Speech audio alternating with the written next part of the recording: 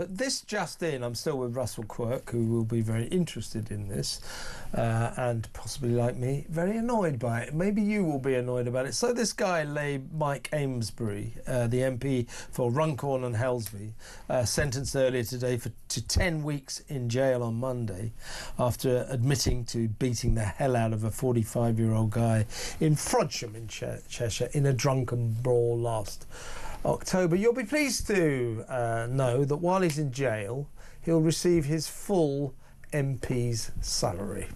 So can you imagine that, Kev, in the private sector? Just imagine that you work for, I don't know, ICI or, you know, whoever. Well, Range Rover, Land Rover. Or talk. If I go out and do that and I go to jail for 10 weeks, I would suggest I probably wouldn't hang on to my job, and quite rightly so.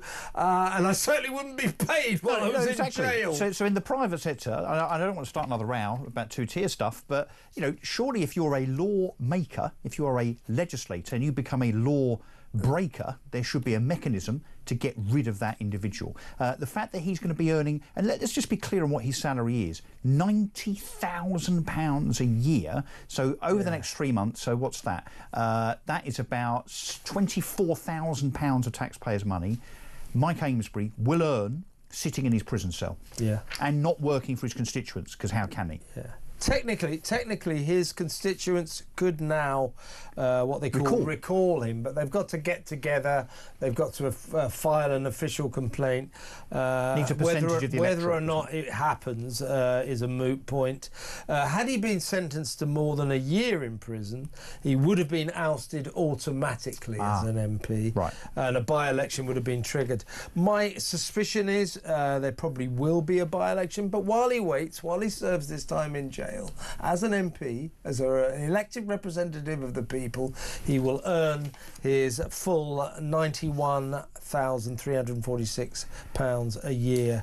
£91,346 a year salary. So, and Kev, I'm happy to be corrected because I don't know if this is definitely true, but I'm sure I read somewhere that Reform came quite a close second in his constituency in the election. Yeah, no, I heard that. I think Reform might get it if, no doubt, they'll try and make sure old Keir Starmer, you know, because he likes to manipulate democracy, so they'll probably try and stop an election happening. But your thoughts, please, on the fact that Mike Amesbury, this thug who beat the hell out of a poor guy on the streets after a drunken night out, an MP will continue to draw his full salary while he's behind bars at His Majesty's pleasure in prison. This country, it's just a joke, isn't it? If you didn't laugh, you'd cry. Let's quickly deal with what Tony Abbott said. Tony Abbott's the former Prime Minister of Australia, who came in.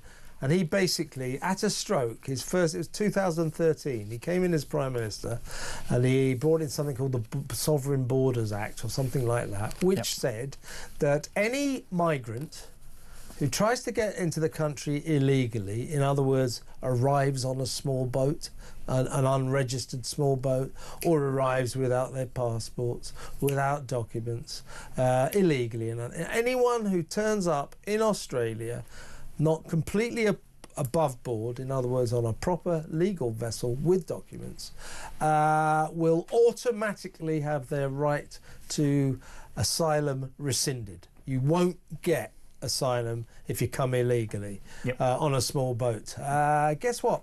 Their migrant crisis stopped in 1 day flat. It did. I saw a chart on this on the internet. If you Google this, you see the amount of illegal migrants that were going into Australia on a... They were coming in from Indonesia. Yeah, weekly, monthly basis. Up in Darwin. Literally within days. I mean, that line on that chart literally goes vertical. Yeah. Because, it's I mean, just the message to the migrants. You came here illegally. The moment you get here, it's a U-turn. You do not stay. Guess what? They stopped going. So why don't we do that? What he also said, though, and I think this is very interesting, he said that there are a lot of reasons why he doesn't see our migrant crisis being solved anytime soon.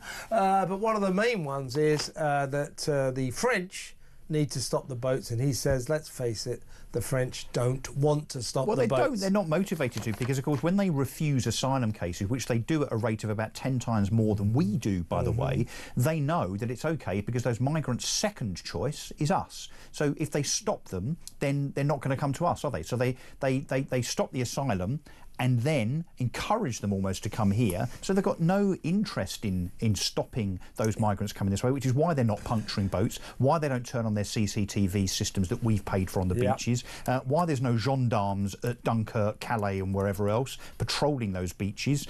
Look, again, it's a joke. We're a joke. I think what we should do, I mean, who's the guy that they employed 4 months ago to be the border czar? Martin Hewitt, wasn't it? Former copper. Should we sack him, because we haven't seen him since, and put Tony Abbott in charge? It might be a thought, but as long as our government, gormless Keir Starmer and idiotic Calamity Cooper, the Home Secretary, have this policy, this pretend policy that will solve the migrant crisis by smashing the evil people smuggling gangs. As long as we got that policy, we can't solve the crisis. You've got to stop the migrants. You've got to stop the migrants. Tell the migrants that the moment they turn up in Britain, we detain them, charge them, convict them, and then send them home. They'll stop coming. But the French, which took £500 million off us, they don't want to solve the crisis because all they want to do, if possible, is wave bye-bye to the migrants. They want them out of Calais. Kev, we're 8 months into this government, nearly 9, I think. How many gangs have they smashed? Yeah, none whatsoever. It's pointless. And do you know, Russell, this is a true story, that about a year or so ago, after Rishi had forged this useless £500 million deal, a French copper was seen on the beach stabbing, puncturing dinghies, blow-up dinghies. He was reprimanded and told never to do that again. Yeah, we should do a lot more of that. You see what I mean? It's the only stabbing that's good. The French are letting them come. They don't want to stop them. Tony Abbott is right, isn't he? Unless we get the French to stop the boats, we're in big trouble. That and detain them and deport them. Pretty easy. What do you think?